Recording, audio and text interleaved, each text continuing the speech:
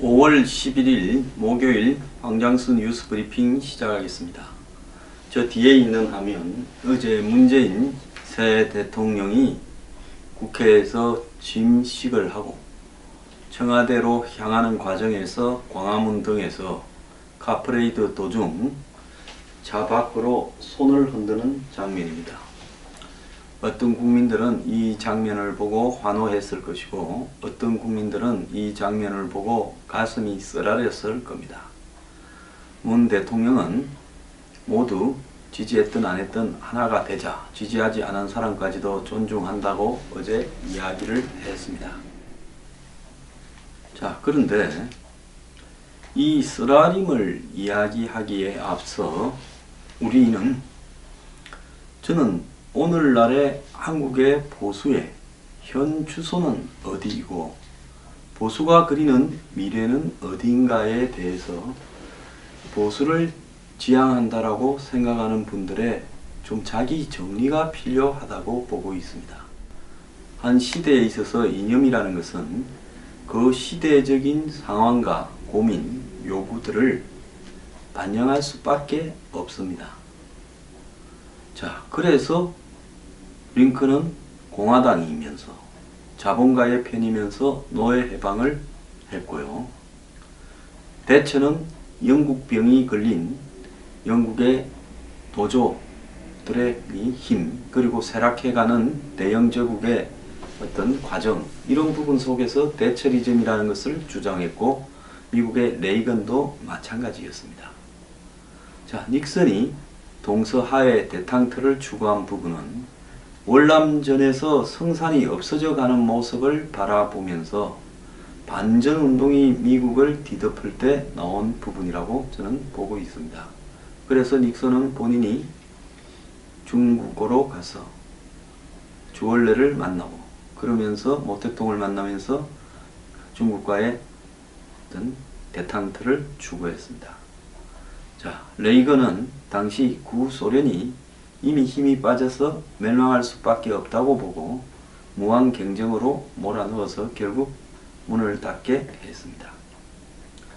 자, 그래서 어떤 이 이념이나 형태들도 그 시대적 상황을 외면해서는 안 된다고 봅니다. 그러면 대한민국이 처해 있는 현 시대적 상황의 고민은 무엇인가? 자, 첫 번째는 북한이 북핵과 미사일로서 세계를 위협하고 전통적인 재래식 무기에 의한 군사적 균형을 완전히 깨트려버리면서 자기 이복형을 암살할 정도로 애척불허한 모습을 보이며 전 세계를 상대로 도발을 하고 있습니다. 이 문제가 만약에 진짜 위협이 아니라면 지극히 고립주의적이고 아메리칸 퍼스트를 추구하는 트럼프가 이 문제 해결에 매달릴 이유가 없는 것입니다. 그런데 트럼프를 넘어서 미국의 공화민주당 모두가 또 일본의 정권 모두가 북한의 핵 미사일 위협을 심각하게 받아들이고 있습니다. 우리는 미국과 일본과는 또 달리 휴전선 155마일에 군사력을 배치한 채 세계 최고로 좁은 땅에 가장 많은 화력을 집중시킨 채 대치하고 있는 지구상의 거의 유일한 지역입니다. 전 세계 어디에 이렇게 긴 지역에 서로가 각종 무기로 무장을 한 채 대치하고 있는 곳이 어디 있습니까? 그곳이 수도 서울에서 80km 밖에 떨어지지 않은 지역입니다.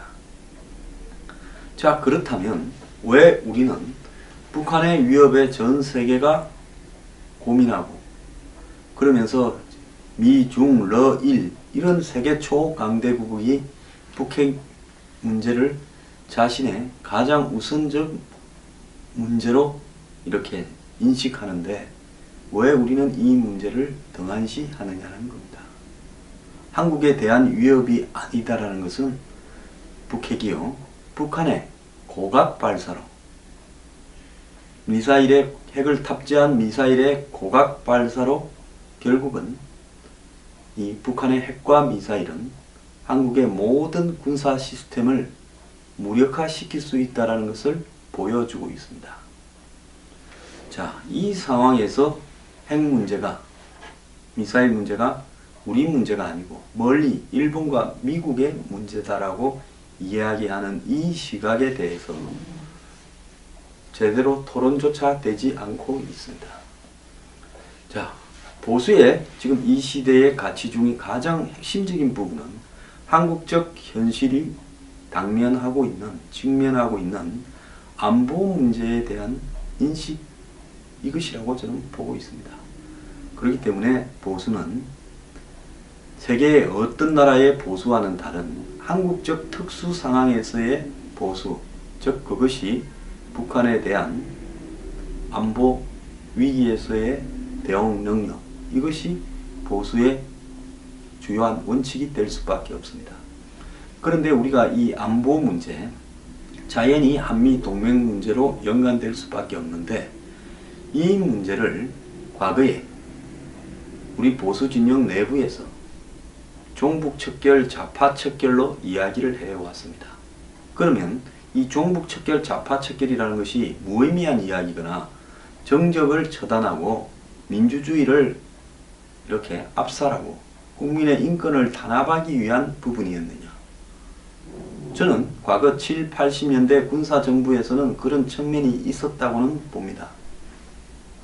그렇지만은 90년대, 2000년대를 넘어서면서 한마디로 종북 척결, 좌파 척결이 아니라 너무나 종북이나 좌파에 대해서 무관심하고 우리나라의 공안 시스템 자체도 그런 부분들을 포기하는 쪽으로 갔기 때문에 그것은 사실은 척결이 아니라 한마디로 묵시적으로 방조하는 상태에 있었고, 이 문제에 대해서 보수 정권이 좌파 정권 10년을 이어 집권을 하고도 저는 제대로 처리하지 못했다고 보고 있습니다.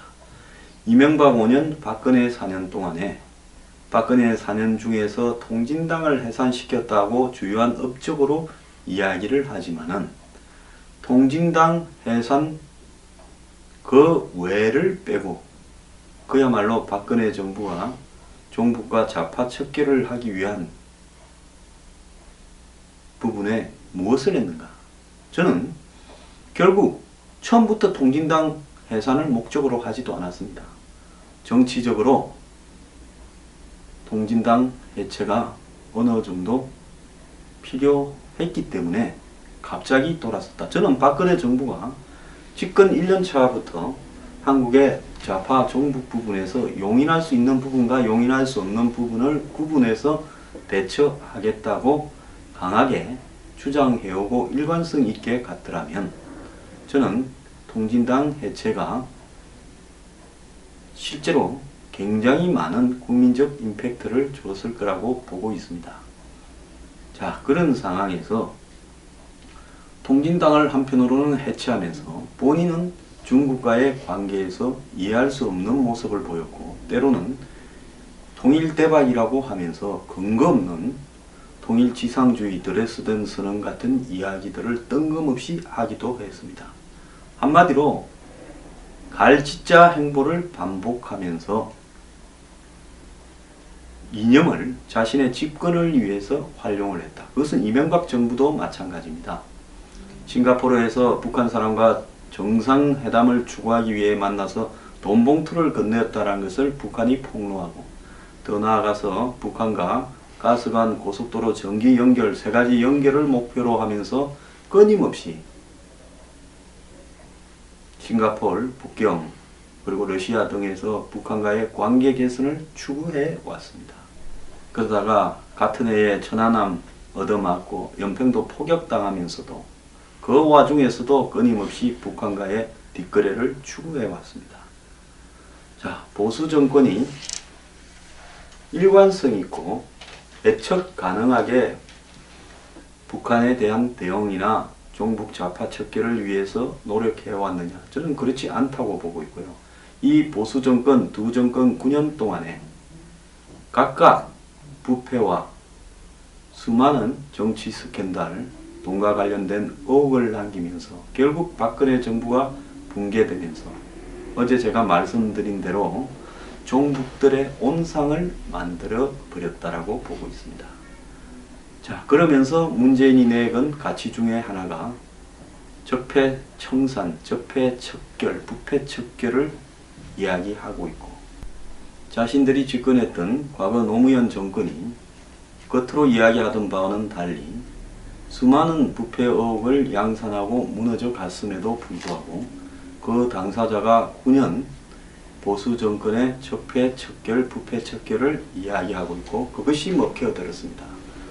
대선 여론조사에서, 외신 보도에서 부패척결을 문재인에게 기대한다는 국민적 지지 이유가 가장 많았습니다.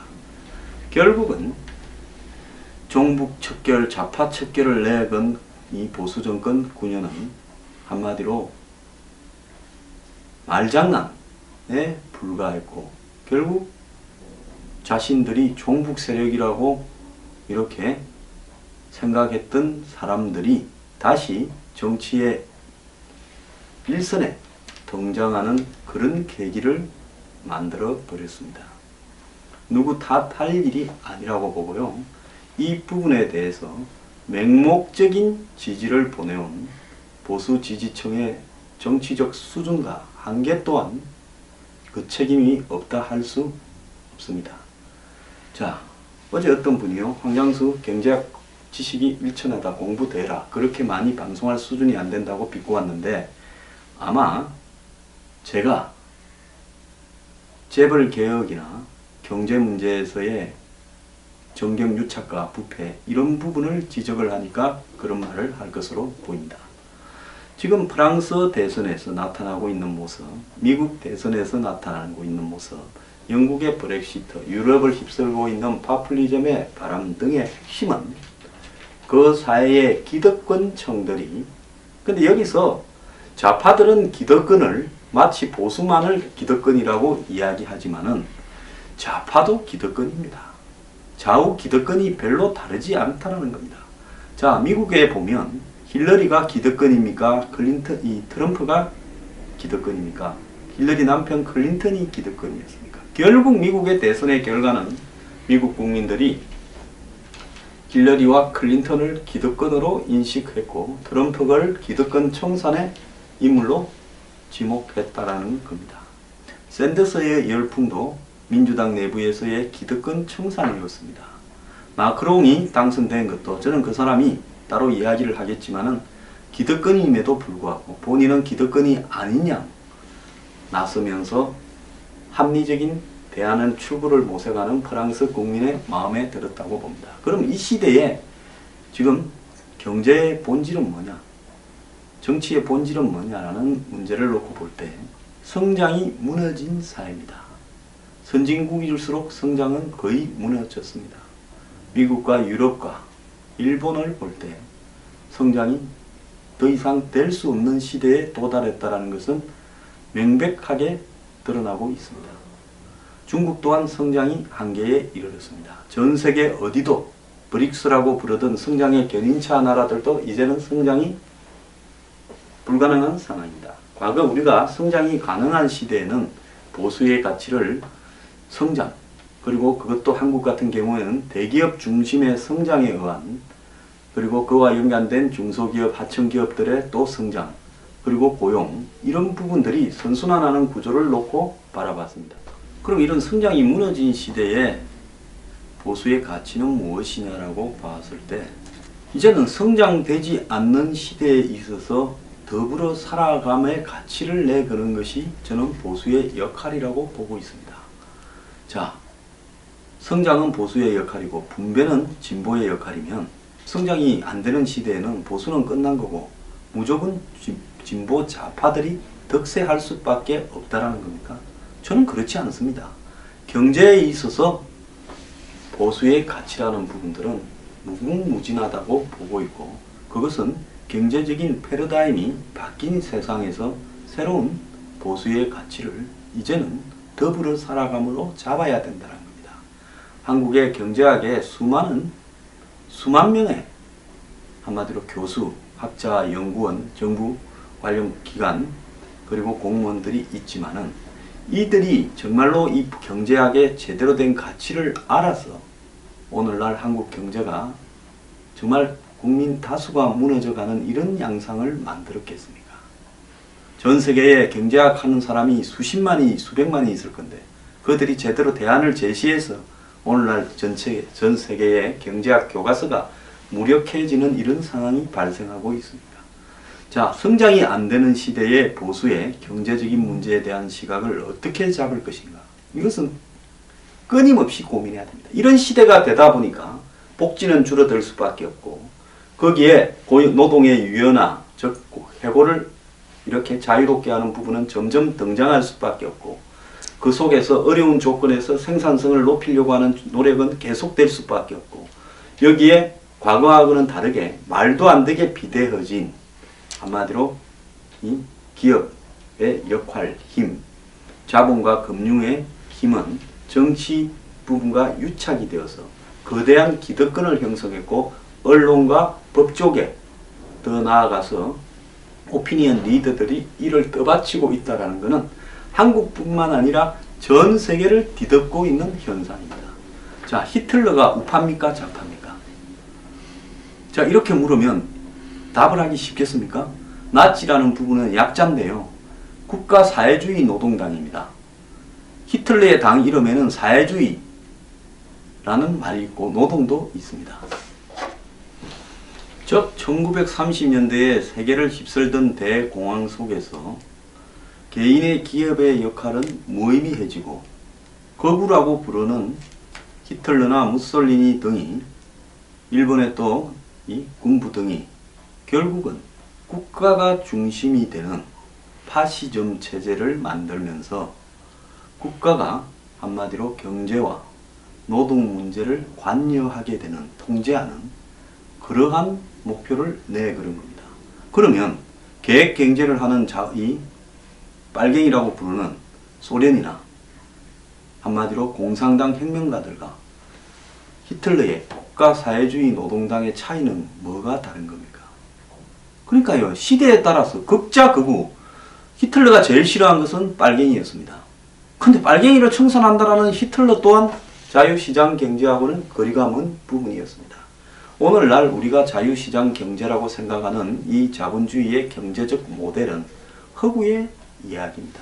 흔히 그들이 정가의 보도처럼 이야기하는 아담 스미스의 보이지 않는 손은 아담 스미스의 국부론에 딱 한 구절 등장하는 이야기입니다. 아담 스미스의 국부론이라는 것은 당시 1800년대 당시 영국의 식민지 경영 중상주의 모델 속에서 즉 국가가 제도로서 한마디로 그 나라의 기득권층의 식민지 무역을 옹호하고 그들의 어떤 독점적 이익을 보장하기 위한 시스템을 유지해 가고 있는데 다른 한쪽에서는 자본주의의 제조업의 맹아가 탄생하고 있었습니다.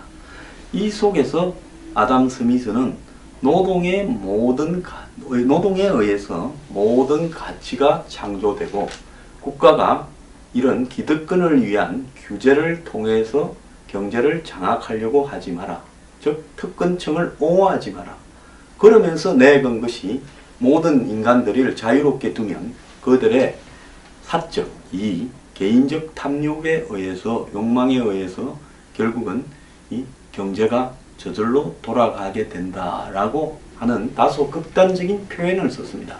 그런데 그 표현에 담겨져 있는 본질은 뭔가 하면 국가가 기득권을 옹호하는 당시 즉 경제 시스템에 대한 아담 스미스 나름대로의 도덕 철학을 전공한 아담 스미스는 철학자입니다. 경제학자가 아닙니다.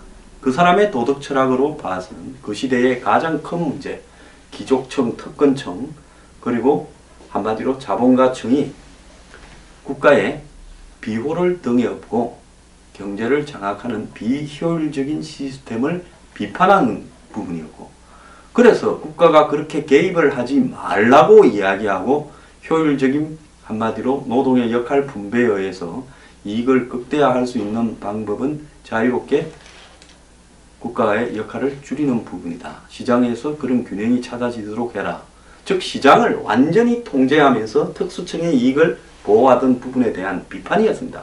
그 시대의 아담 스미스의 비판은 다수의 노동자들에 대한 연민이 담긴 입장이었고 매우 적절했는데, 한국에서는 또 일부 극단적인 기득권의 이익을 옹호하는 계층은 그 딱 한 가지 구절, 보이지 않는 손이라는 그 이야기만을 가지고 한마디로 자유시장 경제 논리를 이야기를 하면서 기득권의 이익을 보장하기 위한 선전 도구로 쓰고 있습니다.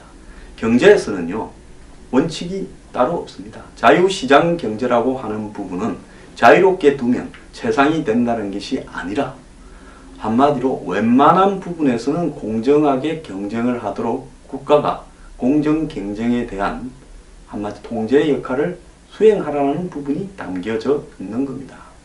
그런데 국가는 자유로운 경쟁을 위한 감독 역할을 수행하는 것이 아니라 완장을 찬 채 센 놈을 위한 한마디로 역할을 대행하고 있다는 것이 오늘날 자유시장 경제에 담긴 허물입니다. 그러면 앞으로 보수는 어떻게 해야 될 것인가? 원튼 원치 않든 지금처럼 자유시장 경제에 운운하는 이 보수의 논리는 대한민국에서는 절대로 먹혀들 수 없는 재벌 옹호 논리에 불과할 거고, 이 이야기를 지속하다가는 한마디로 영원히 보수는 소규모 정치 세력으로 전락하게 될 것은 100%입니다. 자, 국민들한테 물어보십시오. 대다수의 국민들이 부패 척결을 이야기하면서 재벌개혁을 이야기를 합니다. 그런데도 일부 보수의 이데올로그나 한마디로 기득권의 앞잡이들이 보수 농객인 양 모습을 바꾸면서, 또 보수 일부 언론들이 여기에 가세하면서 이것이 마치 보수의 절대적인 가치처럼, 그러면서 보이지 않는 손 이야기를 하면서, 아담 스미스가 무덤에서 이 이야기를 들으면 땅을 칠 겁니다. 내 말을 왜곡하지 말라고요. 자, 지금 이 시대의 새로운 보수의 경제적 가치는요, 공정한 경쟁을 보장한다는 것이, 이게 보수의 정의에 부합되는 부분입니다. 보수에서의 정의는 무엇인가? 한마디로 경제적인 힘이 있건 없건, 기득권이건 아니건 관계없이 공정하게 경쟁할 수 있는 기회를 제공한다는 것이 보수가 가져야 될 핵심적 덕목이라고 봅니다. 좌파들은 이미 색안경을 끼고 이 세상을 바라보고 있으면서 그들의 지지 기반인 노조라든지 이런 부분의 의도에 의해서 한마디로 과도하게 그들의 이익을 대변하려고 하는데요.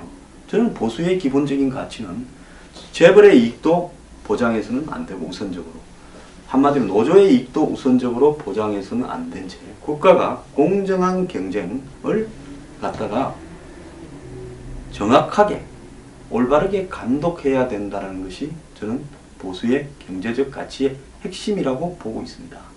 그렇다면 기득권이라는 부분은 절대로 공정하지 않은 경쟁을 하는 집단들이기 때문에 이 기득권을 보수가 타파해야 된다는 부분을 마치 좌파적 이데올로기처럼 이렇게 왜곡시키고 있는, 저는 보수의, 지금 한국 보수에 누가 이런 말을 하고 있는가?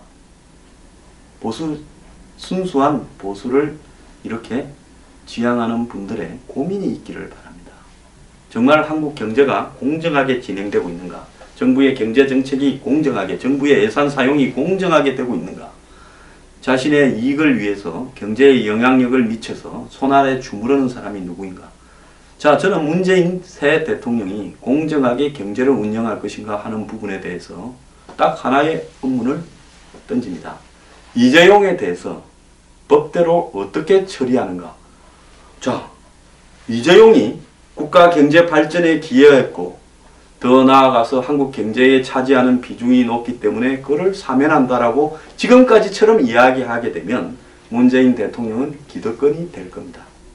그리고 당연한 의혹으로 이재용과 문재인, 친노 친문과 삼성 간에는 뭔가 오래된 한간의 추측처럼 이해관계가 있는 게 아니냐라고 이렇게 볼 수밖에 없습니다. 그렇다면 참 보수는 어떻게 해야 되는가?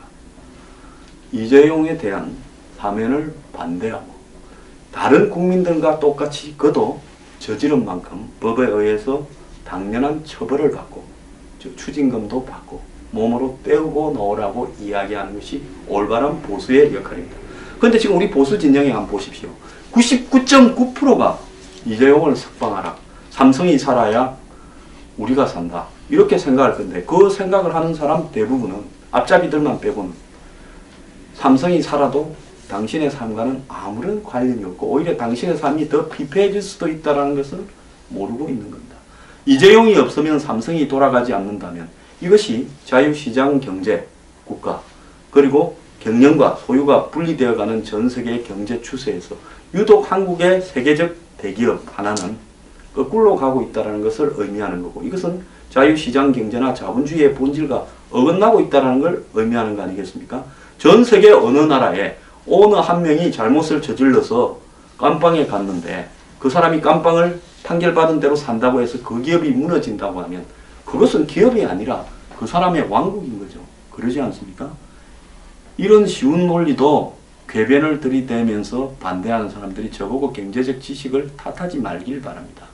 아담 스미스가 만드는 그 노동 가치설이 결국은 나중에 모든 문제가 노동으로 결정되는 게 아니라 효용으로 결정될 수도 있다라는 알프레드 마샬의 효용 가치설에 의해서 수정되기도 했지만 그 아담 스미스의 국부론에 담겨있는 노동 가치가 리카르도를 거쳐서 결국은 마르크스의 자본론을 쓰는 핵심적인 내용으로 채택이 되었고 마르크스의 자본론은 하늘에서 갑자기 떨어져 내려온 게 아니라 아담 스미스의 국부론에서 영감을 얻어서 썼다라는 겁니다. 자, 이렇게 보자 하면 지금 아담 스미스가 자본론에 영감을 제공했는데 영감을 제공한 게 아니라 좀 그걸 발전시켰을 뿐이지 빼대는 아담 스미스의 노동가치설입니다. 자, 그렇다면 우리가 오늘날 툭 하면 보이지 않는 손을 이야기하면서 자유시장 경제를 이야기하는 대중을 무식하게 만드는 한국의 보수를 지향하는 이런 앞잡이들이 얼마나 썩었는가라는 것은 기본적으로 드러나는 겁니다. 자, 그래서 보수는 첫째는 안보를 튼튼히 해야 되고 두 번째는 이 시대에 맞는 새로운 경제적인 틀을 창조해야 된다는 겁니다.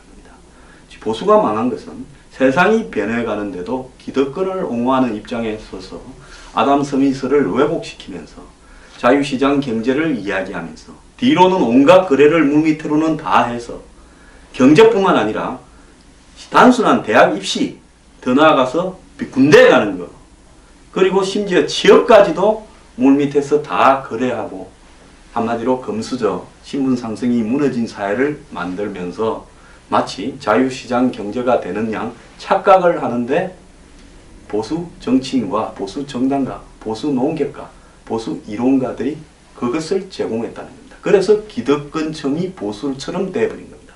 과거의 노무현 정권 때 노무현 정권이 우리 사회의 부패 기득권층의 핵심이었습니다. 그래서 기득권층이라는 것은 보수와 진보를 가리지 않고 허울만 보수 진보지 한마디로 권력을 손에 쥐면 반드시 썩은 자본 권력과 거래를 하게 되어 있는데 이 부분을 보수가 이명박 박근혜 9년 동안에 다 뒤집어 써버린 겁니다. 그렇기 때문에 이 보수의 새로운 가치는 한마디로 공정한 사회 운영의 원리를 경제와 사회 분야에 만들어내는 거라는 겁니다. 자, 안보를 튼튼히 해야 된다는 한국의 특수성과 그 다음에 변화하는 시대, 성장이 안 되는 시대에 새로운 공정한 경제의 가치를 만들어내는 것. 그것이 보수의 앞으로 새로운 컨텐츠가 되어야 될 걸로 생각합니다.